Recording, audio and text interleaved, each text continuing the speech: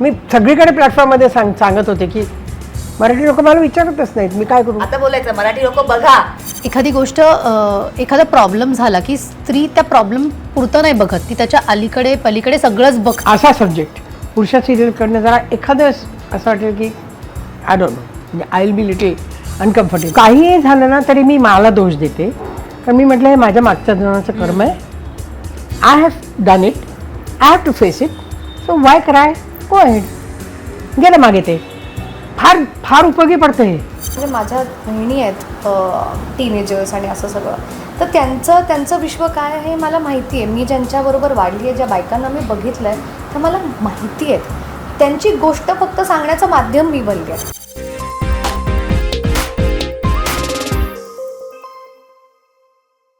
नमस्कार मित्र म्हणे लाईमलाईटमध्ये सगळ्यांचं स्वागत.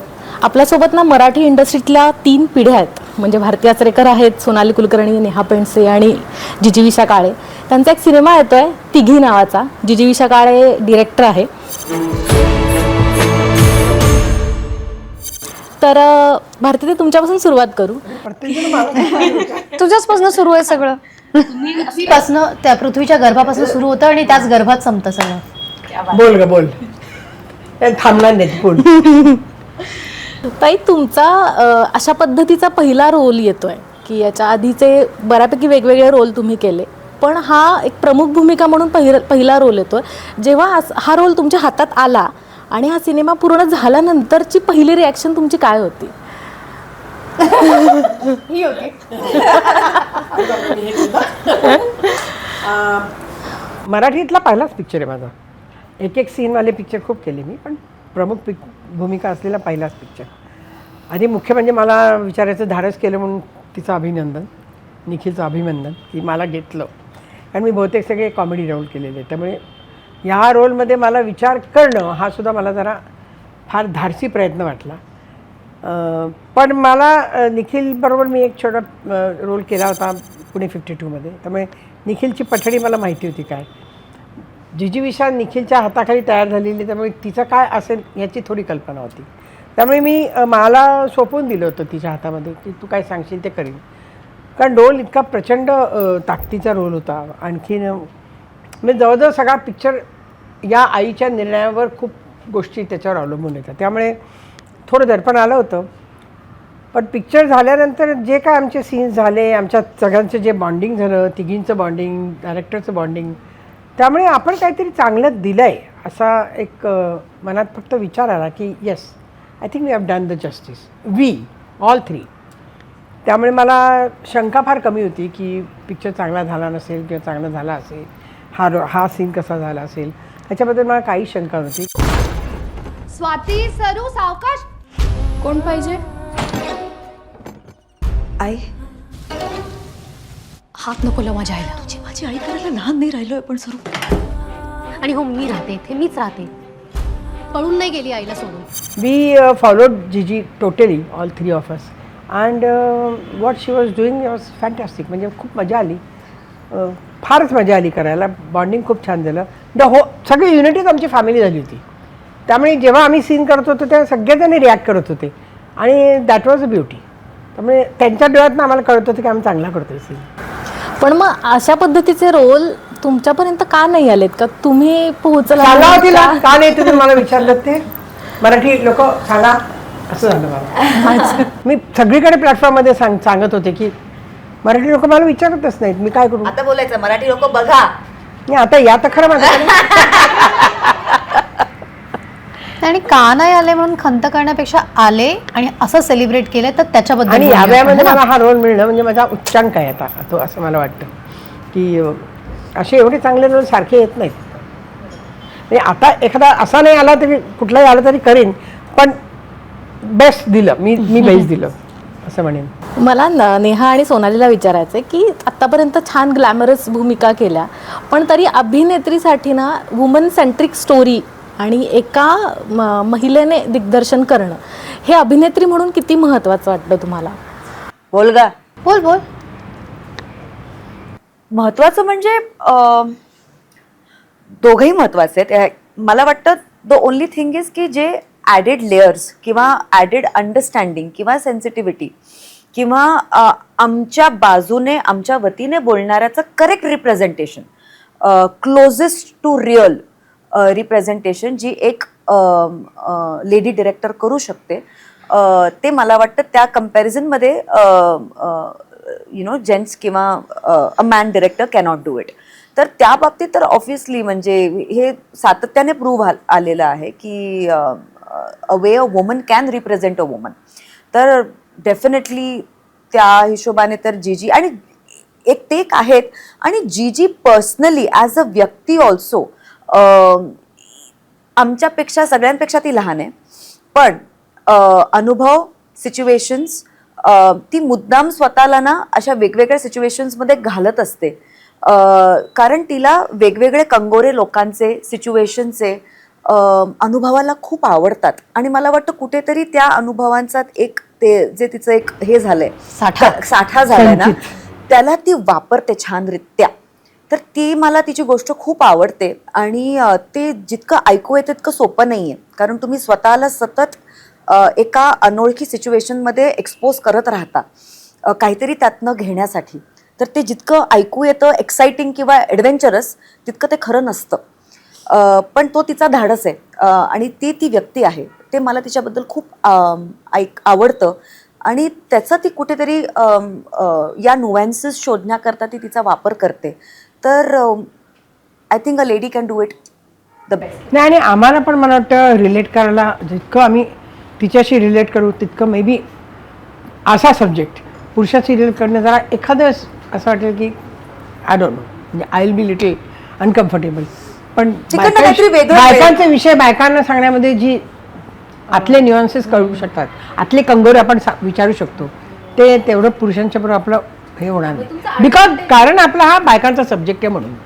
मग तो ॲडव्हान्टेजच असतो ना की Definitely. एखादी मोठाच advantage. It's a lived experience ना, म्हणून लिव्ड एक्सपिरियन्स असल्यामुळे त्या व्यक्तीला जे वाटतं, म्हणजे जसं सोनाली एका इंटरव्ह्यूमध्ये बोलली होती की एम्पथी आणि सिम्पथी मधला काय तो फरक आहे, की तुम्ही त्या सिच्युएशन बद्दल सहानुभूती दाखवणं आणि तुम्ही ते स्वतः अनुभवणं, सहवेदना आणि सगळं त्यातनं सहन करून गेल्यामुळे ना, काय झालं, एखादी गोष्ट एखादा प्रॉब्लेम झाला की स्त्री त्या प्रॉब्लेम पुरतं नाही बघत, ती त्याच्या अलीकडे पलीकडे सगळंच बघते. आणि मग ऑलरेडी आपण त्यातनं गेलेलो असल्यामुळे मग त्याचे वेगवेगळे लेयर्स आपण शोधतो आणि दाखवतो.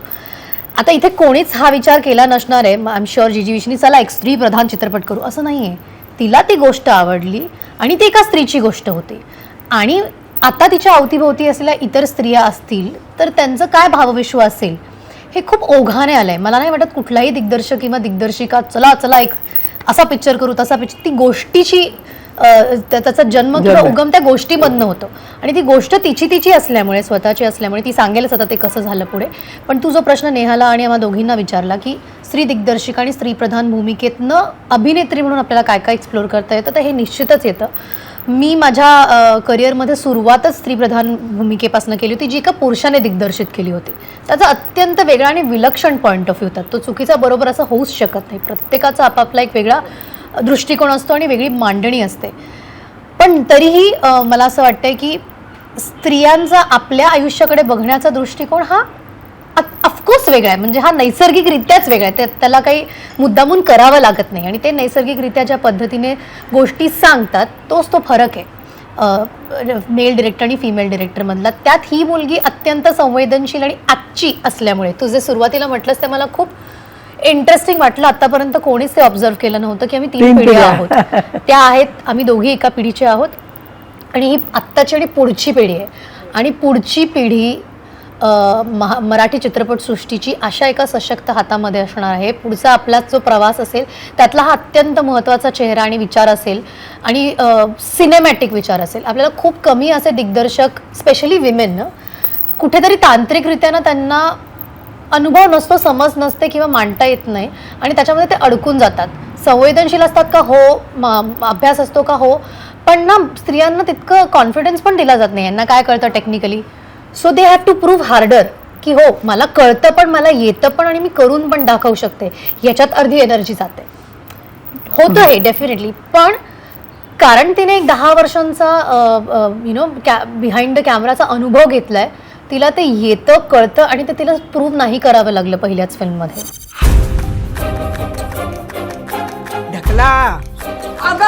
त्याच्या खोलीत मारायचं, इथेच मारा तुम्ही मला. तुझ्या बॉसनी परत पैसे मागितले का? त्याची चिंता तू करू नकोस. हे सगळं आपलं घरापर्यंत येईल वाटलं तरी होतं का आपल्याला? तिच्या त्या कामातनं दिसतं इवन म्हणजे अशा बाकीची सगळी लोक DOP वगैरे सगळे अनुभवी असताना पण तिचं म्हणणं तिला तिच्या पद्धतीने मांडायची मुभा या फिल्ममधनं मिळाली आहे. असे दिग्दर्शक, अशा दिग्दर्शिका खूप कमी आहेत आणि she will be definitely sought after. म्हणजे या सिनेमानंतर एकतर 4-5 फिमेल डिरेक्टर्स, त्यात या वयाचे कोणीच नाही, कोणीच नाहीये. कोणीच नाही यावर्षी. तसं म्हटलं तर she is really blessed that she got such a wonderful Touchwood, हो. Everybody backed her. 2025-26 मध्ये 3-4 मेल दिग्दर्शकांनी इंडस्ट्रीत पदार्पण केलं आहे आणि she is the only female and we are so proud की ती ही आहे आणि तिची ही फिल्म आहे आणि त्याचा आम्ही भाग होतो. थँक्यू. ओव्हर टू जीजी विशा. तर एक तर ही गोष्ट तुला कुठे मिळाली आणि दुसरी गोष्ट की ती पडद्यापर्यंत दिसण्यापर्यंतचा प्रवास काय होता त्या गोष्टीचा, म्हणजे इन्स्पिरेशन काय होतं? नाही, ह्याचं असं काही माझ्याकडे स्ट्रगलवालं उत्तर नाही आहे. मी खूपच असं जसं त्या म्हणल्या आय एम व्हेरी ब्लेस्ड. ही गोष्ट मिळाली म्हणजे आता हे ना जीवित अनुभव आहेत. माझ्या वाढत्या वयात किंवा इवन आत्तापर्यंतसुद्धा म्हणजे माझ्या बहिणी आहेत टीनेजर्स आणि असं सगळं, तर त्यांचं विश्व काय आहे मला माहिती आहे. मी ज्यांच्याबरोबर वाढली आहे, ज्या बायकांना मी बघितलं आहे त्या मला माहिती आहेत. त्यांची गोष्ट फक्त सांगण्याचं माध्यम मी बनली आहे. जेव्हा म्हणजे आता माझ्याकडे सांगायला at this point it self 5-6 गोष्टी आहेत, पण जेव्हा मला वाटलं की मला आता पहिला सिनेमा बनवायचा आहे तेव्हा ह्या गोष्टींनी कदाचित माझी निवड केल्यामुळे मला ही सांगता आली. ह्यांच्याबद्दल मी नाही बोलणार तर कोण बोलणार असं मला उगाचच एक जबाबदारी वाटली, पण ती कदाचित त्या गोष्टींनी करवून घेतलं माझ्याकडनं. आणि जेव्हा मी ही गोष्ट निखिलला ऐकवली आणि त्यानंतर नेहाला ऐकवली, आय थिंक त्यांच्या बॅकिंगमुळे ते जरा सोपं झालं. कारण 10-12 वर्ष मी जरी काम करत असले मला माहिती आहे की माझ्या आसपाससुद्धा अजून लोक आहेत ज्यांनी तेवढेच किंवा अजून अनेक वर्ष कामं केली आहेत, पण तुमच्या पॅशनला जोड लागते बरोबर माणसांची. सो ती मला मिळाली त्यामुळे त्याचा मी फक्त पुरेपूर फायदा करून घेतला आणि त्यांनी सुद्धा सबमिट केलं, नाही तर अदरवाईज इट्स व्हेरी डिफिकल्ट. आणि कास्टिंग कसं डोक्यात होतं, म्हणजे एक तर भारतीताईंचं नाव आणि या दोघी विदाऊट मेकअप. खऱ्या मुलींची गोष्ट आहे. माझी सांगण्याची पद्धत अशी की जशा मी बघितल्यात तशा मला दाखवायच्यात. ते खूप सिम्पल होतं. त्याच्यात खरं तर काहीच म्हणजे आम्ही असं बसून मग आपण हे करूयात का, मग त्याचा आपण असा रंग ठेवूयात का तुझ्या केसांचा, खूप नाही केलं आहे खरं तर. आम्ही खूप 5 मिनिटाचं कॉन्व्हर्सेशन आहे ते की असं असं असणार आहे आणि त्यांची मानसिक तयारी होती, त्या रेडी होत्या. त्या करेक्ट मुवमेंटला करेक्ट माणसं भेटली ना, तेच सांगते, त्या रेडी होत्या हे चॅलेंज घ्यायला आणि it was easy. It actually wasn't a challenge. हो, आम्हाला फार बरं वाटलं, पण सारखा आरसाने समोर यायचा, मेकअप पण ओढायला नाही लागायचं. आणि त्याच्यामुळे ना कधी कधी इतकं खरं वाटतं सगळं, कारण ना काहीच सांभाळायचं नव्हतं. केस विस्कटलेले उसकटलेले व वेलकम्ड, चेहरे फ्रेश नसलेले वॉज वेलकम्ड. म्हणून काय होतं ना, अभिनयाला पण कधी कधी साथ मिळते त्या गोष्टीला. कारण आत्ता मेकअप आहे, पण जर मला पटकन असं काहीतरी करायचं असेल ना, एखाद्या कॉन्व्हर्सेशन मध्ये पटकन असं कॉन्शियस होता तुम्ही लगेच की अरे तो माझा ना ब्लशर हलेल, माझा तो बेस हलेल. त्या फिल्ममध्ये तिघीमध्ये कसलाच विचार नाही. जर मला असं करायचं मी करीन, मला असं करायचं मी करीन. किती त्यामुळे ना खूप बारीक लाईन होती ऑफ रिअल अँड अनरिअल, किंवा ऍक्टिंग आणि कट आणि ऍक्शन मधला जो एक डिफरन्स असतो ना, तो खूप कमी होता. आज मला काही गोष्टींचा सोक्षमोक्ष लावायचा आहे.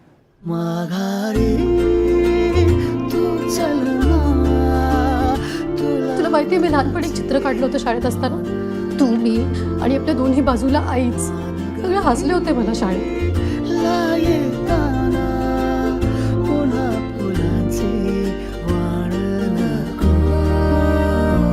या काही निर्णयांमुळे, आणि म्हणजे आय एम ग्लॅड वी कुड डू इट. कमी मेहनत करावी लागते. मला हिने विचारलं तेव्हा मला आतापर्यंत मी जे रोल केले ना सिरियल्समध्ये किंवा काय, त्याच्यामध्ये मला पट्टी लावायला लागायची, कारण आंबाडा आणि साडी. मी त्याला पहिलं विचारलं होतं आंबाडा वगैरे घालायचा का, तर नाही, तुम्ही आत तसे यायचे. थँक्यू. त्यामुळे आम्हाला वेगळा अभिनय नाही करा. थकलेलो आहोत याचा अभिनयच नाही करावा लागला, कारण दिसतोय आम्ही थकलेले. आम्ही चेहऱ्यावर मेकअप नाही आहे किंवा हे नाही आहे, दिवसभर ICU मध्ये बसलोय, रात्रभर जागलोय, तर ते दिसतंय. त्याच्यासाठी जो वेगळा अभिनय करावा लागतो ना, थकल्याचा, दमल्याचा, रडण्याचा, दुःखी दिसण्याचा, हे काहीच नाही करावं लागलं. याच्यामुळे आणखी फायदा झाला की ते खरं खरं दिसत राहिलं. त्यांच्या कायिक वाचिक अभिनयासाठी त्यांना मॅक्झिमम स्वतःला युटिलाइज करता आलं ना, त्यामुळे आय थिंक ते सोपं झालं त्यांना.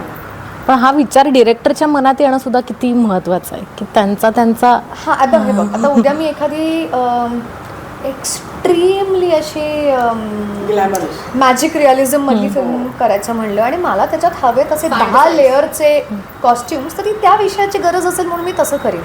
इथे नाही आहे गरज, तर आपण कशाला ओढून ताणून आणा. आणि एवढं सिम्पल कॉन्व्हर्सेशनवर हे विकलं गेलंय, तर त्याचं आम्ही एवढ्या कधी चर्चा नाही केली.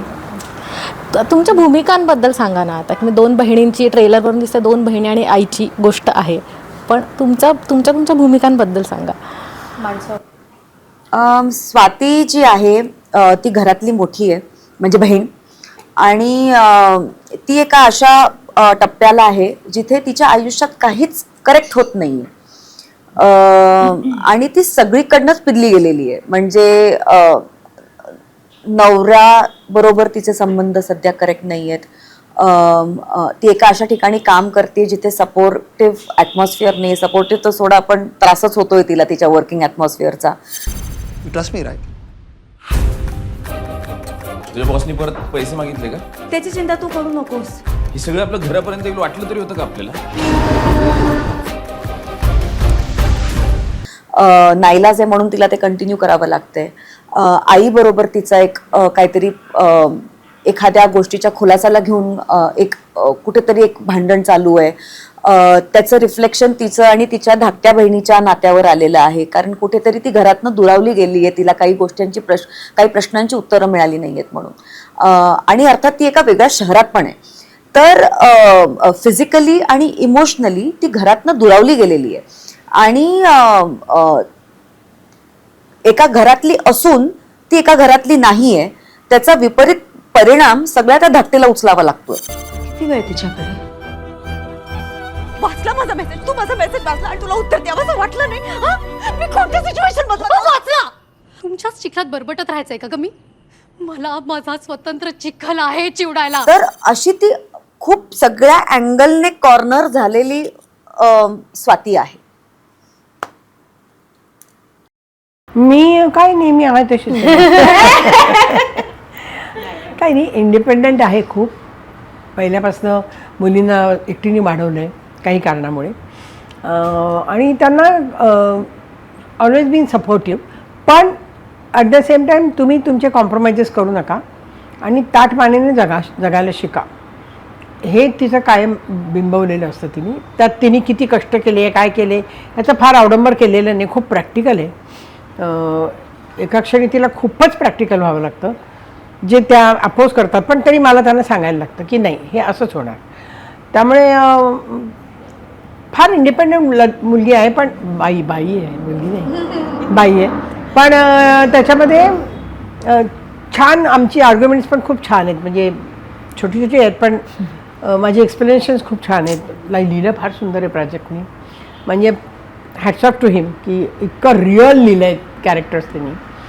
रिअल वाक्य आहेत सगळी, त्यामुळे ती तशी अंगावर येतात. आपल्याला सवय नसते एवढं स्पष्ट कोणाचं ऐकायची. पांढर सुरू झाली रे बाबा. अगं पोरींनो, पाठीचा कडा ताट ठेवा ग.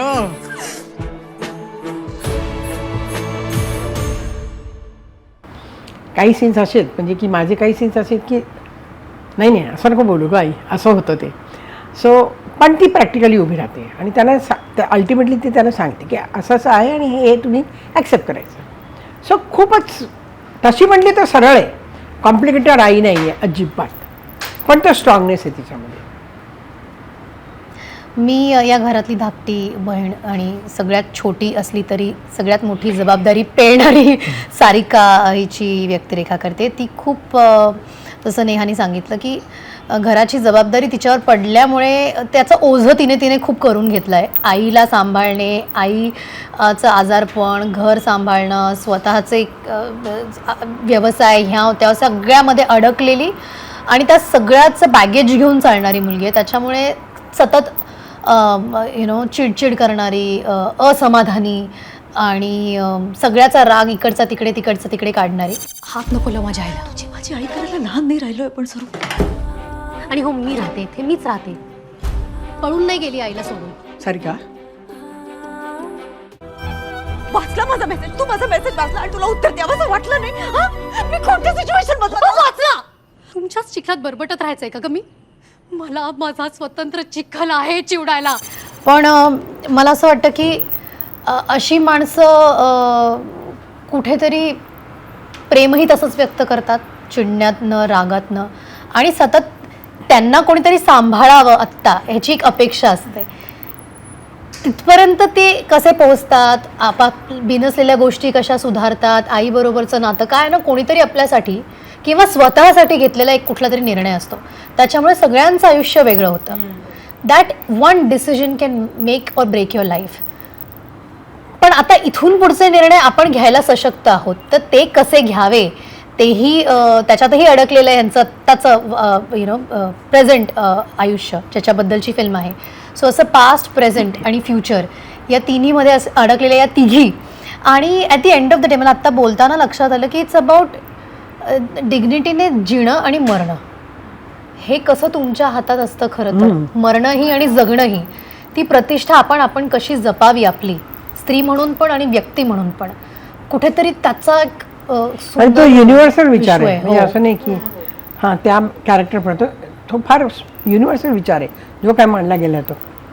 मला तुम्हाला तिघींना विचारायचं आहे की भारतीताईंची एवढी वेगळी भूमिका आहे, प्रमुख भूमिका आहे, आणि त्या असं करेजियस, स्ट्रॉंग असल्यानंतर त्यांच्या मागे सुद्धा खूप लेयर्स आहेत इमोशनल. तुम्ही काय एक्सपिरियन्स केले का या त्यांचे पर्सनल की हा पर्सनल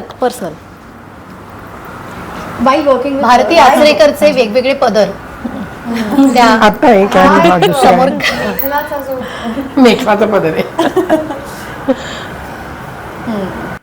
म्हणजे मला ना त्यांच्याबरोबर काम करायला सुरू केल्यापासनं वेगवेगळ्या स्टेजेसमध्ये त्यांची वेगवेगळी बाजू मला कळतीये. म्हणजे आम्हा सगळ्यांनाच एक एक प्रकारे सांगायला हरकत नाहीये.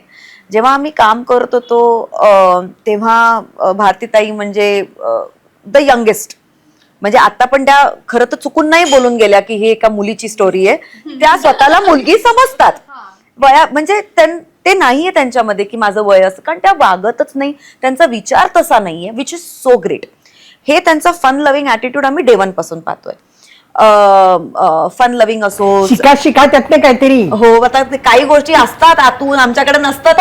लव तर कर, मग फोन आपोआप येईल. पण जेव्हापासून आम्ही प्रमोशनला सुरुवात केली तेव्हा आम्हा सगळ्यांनाच एकमेकांबद्दलच्या खूप इतर बाजूच्या खूप सेन्सिटिव्ह आहेत, ज्या खूप पर्सनल आहेत.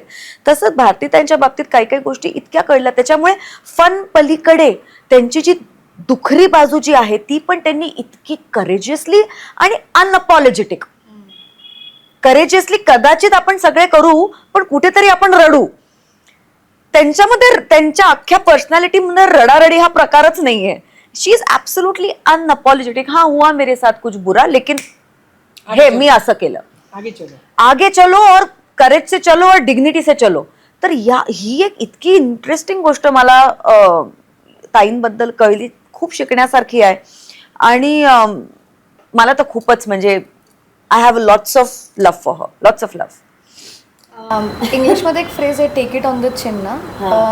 म्हणजे तुम्ही काय ना, आपल्याला असं वाटतं की अरे माझ्याकडनं काहीतरी चूक होईल, मग पूर्ण जग मला माझा रोल करेल आणि मग म्हणजे मी वाईट, आजपासून मी वाईट, असं मी स्वतःलाच काहीतरी बांधत असते.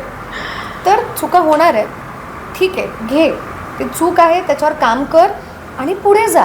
तू चूक केली नाही तर त्यातनं तू शिकशील कशी. सो माझं त्यांच्याबरोबर एवढं संभाषण झालं आहे, त्या म्हणतात की मी खूप क्लॅरिटीने सगळं केलं, असं तसं. तरी शिकत होते मी त्यांच्याकडनं की मला हे करायचं आहे, तर हे मग असं करायचं होतं ना तेव्हा. तर मला असं अरे बापरे, मी तर सिनियर ॲक्टरचा एवढा वेळ वाया घालवला, आता हे नाही ठीक आहे, आपण करूयात.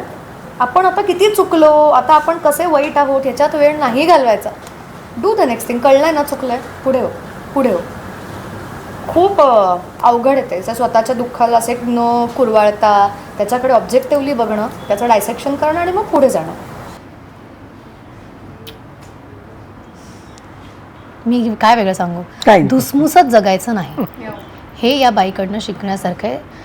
कितीतरी लोक आपण सगळेच आपापल्या दुःखात आपापल्या सुखात जे काही असेल त्याच्यात धुसमुसत राहतो, म्हणून आपल्याला काउन्सिलर्स लागतात. काल भारतीताई वाज लाईक, मी काउन्सिल केलं पाहिजे सगळ्यांना. खरंच तर केलं पाहिजे, मला म्हणायचं, खरंच तू केलं काउन्सिल पाहिजे. म्हणली, मला नाही लागत बाई काउन्सिल वगैरे. काहीच नाही. इनफॅक्ट काउन्सिल ज्यांना गरज आहे आयुष्यात प्रोत्साहन, मोटिवेशन, इन्स्पायर होण्याची, त्यांनी भारतीताईला रोज एक फोन करावा. शक्य नाही ती सोशल मीडियावर आता थोडीशी सक्रिय झाली आहे, तिच्या पोस्ट बघा, तिचं काम बघा, तिचा एखादा इंटरव्ह्यू बघा, तिला बघा.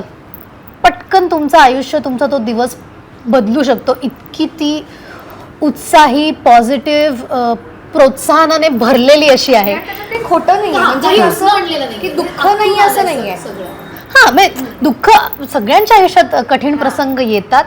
ते कसे त्यातनं बाहेर पडायचं, किती पटकन बाहेर पडायचं तुमच्या हातात आहे, आणि हे खरंच शिकण्यासारखं आहे. मी नाही सांगू, माझा एक मोठं आहे फक्त, म्हणजे आता या बोलतायत म्हणून, की काहीही झालं ना तरी मी मला दोष देते. कारण मी म्हटलं हे माझ्या मागच्या जन्माचं कर्म आहे. I have done it, I have to face it, so why cry, go head. गेलं मागे ते. फार फार उपयोगी पडतं हे. आपण दुसऱ्याला दोष देत नाही ना की आपण कुडतो, आपण स्वतःलाच दोष द्यायचा. हे माझ्यातून घडलंय, मागच्या दोनच माझं देणं होतं त्या माणसाचं. चला पुढे, इतकं सोपं आहे ते. चला पुढे, आपल्या पुढच्या चित्रपटाचं नाव चला पुढे. तू चाल पुढे, तुला रे गड्या भीती कशाची, गाणं हिच्या आयुष्यातलं परवाह कोणाची. हे गाणं खरं तर भारतीताईला डोळ्यासमोर ठेवून लिहिलेलं आहे. Absolute. म्हटलं आता तिघींबद्दल बोलू, माझं खूप झालं. चला. भारतीताई, तुम्हालाच विचारते की हा सिनेमा करताना, शूट करताना तुम्हाला असं कधीतरी स्वतःची आठवण आली का, की तुमच्या आईचा, बहिणींचा बॉन्ड, किंवा ते इमोशन्स कुठे फील केलं का या सगळ्या प्रोसेसमध्ये? नाही खरं म्हणजे, कारण काय, माझी आई खूप प्रोटेक्टेड होती तशी. म्हणजे माझ्या आजीने तिला खूप प्रोटेक्ट केलं. तिने फक्त तिला गायला दिलं. ती म्हणे, तू फक्त जायचं, कॉलेजमध्ये यायचं, घरी जायचं, रियाज करायचा 4 तास, मी तुला चहा आणून देणार, मी तुला जेवण आणून देणार. अशी ती खूप प्रोटेक्टेड होती. त्यामुळे तिला असं खूप भोगावं नाही लागलं, खूप दुःख नाही आली त्या आयुष्यामध्ये.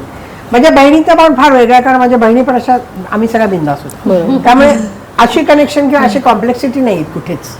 जवळजवळ आम्ही सगळ्या सारख्या म्हणणार नाही, पण खूपशा सारख्या, म्हणजे कोणाचे कॉम्प्लेक्सेस नाही आहेत काही, की कोणाला खूप काय काय आयुष्यात भोगावं लागलंय आणि त्यातनं त्यांना उभं राहायचंय वगैरे, असं काही झालेलं नाही. त्यामुळे, आणि टू बी व्हेरी फ्रँक, आम्ही ना वाढत्या वयामध्ये आईबरोबर वाढले नाही, कारण मी आजीकडे वाढले. त्यामुळे ते संस्कार जे तिला बघून बघून आम्ही मोठे झालो, किंवा तिला खूप सहन करायला लागले म्हणून ते त्या वेळात आम्ही तिथे होतो, असं नाही झालं. त्यामुळे त्याचे जे संस्कार मिळाले ते हेच, की डिग्निटीने जगा, तुम्हाला पाहिजे ते करा, पण स्वतःची डिग्निटी ठेवून करा. कारण त्यावेळेला आम्ही खूप बऱ्या होतो दिसायला, 4 जणी. बऱ्या आणि बऱ्या, आणि म्हणजे काही होऊ शकलं, टकाटक होत्या या. म्हणजे आम्ही मुंबईला जेव्हा आलो तेव्हा आम्ही 16 वर्षाची होते, म्हणजे असं वय होतं माझं. आणि मी लोकलनी जायला प्रवास दुसऱ्या दिवशी वगैरे करायला लागले. म्हणजे मला माहिती आहे, मी पुण्याहून आली आहे, मला पेठेच्या बाहेर जायची सवय नाही, आणि मुंबईला येऊन मी सरळ दादर स्टेशनला जाऊन लोकलमध्ये बसले आणि चर्चगेटला कॉलेजमध्ये गेले. हे धाडस जे आहे ते त्या लोकांनी आम्हाला दिलं, दोघांनी, आईवडिलांनी, की तुमचं तुम्ही बघा, आता इथे आलात ते तुम्ही ठरवून आलात ना, आम्हाला आईवडिलांकडे राहायचं, मग तुमचं तुम्ही बघायचं.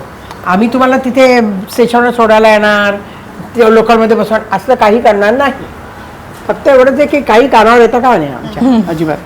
ते संस्कार खूप घरातनं मिळाले, आणि मग विश्वास दाखवला ना त्यांनी खूप आम्ही फुललो. आम्हाला काही कॉम्प्रोमाइज करायला लागले नाहीत, किंवा बापरे आता आईवडील काय म्हणतील असं नाही करायला लागले. मला हे करायचं आहे, करू का, कर, ते बेस्ट कर्म करायचं. तर इव्हन आमचे नवरे निवडताना कोणी निवड, कुठल्याही जातीचा, कुठल्याही बेस्ट निवड. माणूस म्हणून चांगला असला पाहिजे, पैसे असो नसो, दॅट्स अ डिफरंट स्टोरी. माणूस म्हणून चांगला असला पाहिजे. यात खूप बेसिक गोष्टी शिकवल्या, पण त्या रुजल्या कम्प्लिटली, आणि हेच आम्ही आमच्या मुलांना पण दिलं. त्यामुळे म्हणजे बाई काम करणं हे आम्हाला इतकं बाळकडून मिळालं होतं, की घरातली बाई काम करतेच, त्यामुळे माझ्या मुलांनी जेव्हा काम केलं किंवा मुलांनी बायको निवडली, काम करतेच, म्हणजे बाई ही काम करतेच बाहेर. हा काय फार वेगळा थॉट नाही यायला लागला त्यांना. एक शेवटचा प्रश्न घेऊयात की या सिनेमातून असं दिसतं ना, संवाद खूप महत्त्वाचा आहे. तर या निमित्ताने ना तुम्हाला तुमच्या आईला किंवा एक मदर फिगर जी कोणी आहे तुमच्या आयुष्यात, त्यांना काही राहून गेलेला संवाद किंवा काही सांगायचं आहे तर तुम्ही काय सांगाल? नाही, आय थिंक आम्ही बऱ्यापैकी हे आता या निमित्ताने का असे ना किंवा एकंदरीतच या सिनेमाच्या आजूबाजूला हे खूप वेगवेगळ्या माध्यमांमधनं आपापल्या आईला म्हणालेलो आहोत. मला असं वाटतं त्याच्यापेक्षा जास्त आपण प्रेक्षकांना सांगूयात की त्यांच्याबरोबर संवाद साधण्यासाठीचा हा सिनेमा आम्ही बनवलेला आहे.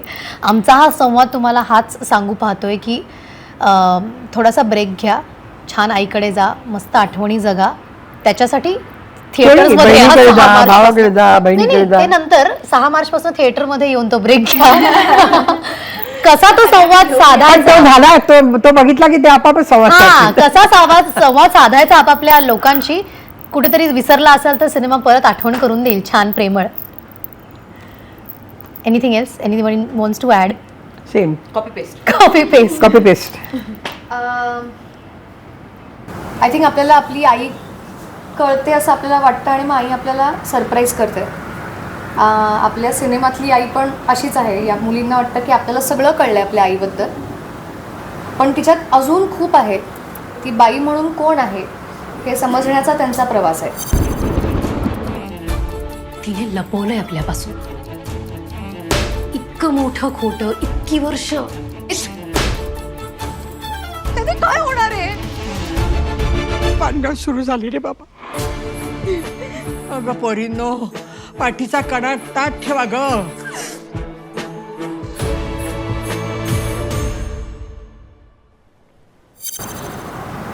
आणि आपल्याला असं बनायचं आहे का, त्यातनं काय घ्यायचं आहे. आई समजताना जो आपला प्रवास घडतो त्याच्याबद्दलचा हा सिनेमा आहे. इट्स नॉट ओनली अबाउट स्त्रीत्व किंवा असं काही, पण जिच्यापासून आपली गोष्ट सुरू झाली आहे तिची गोष्ट नेमकी काय आहे हे समजावून घ्यायचं असेल तर कदाचित तुम्हाला हा सिनेमा आवडेल असं आम्हाला वाटतं.